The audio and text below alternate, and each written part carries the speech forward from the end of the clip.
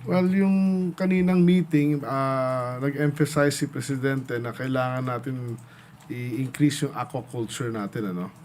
Ah, dahil at the end of the day, that is what will feed the fish needs of our people. Ang fisheries natin, we really just have to manage very well. Of course, the President kanina, sabi niya, paano pa natin mapaparami yan? Isda. Then, of course, we have to repair the habitats.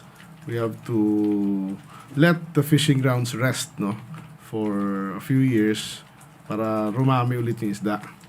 Then, na-emphasize din ni Mr. Presidente kanina na yung seaweed industry natin kailangan palakasin din para magkaroon ng additional livelihood yung mga fishermen, which we will be doing. So, besides that, meron din mga livestock programs na baka ipabigay sa ating mga fisher folks as an additional income nila, no, livelihood.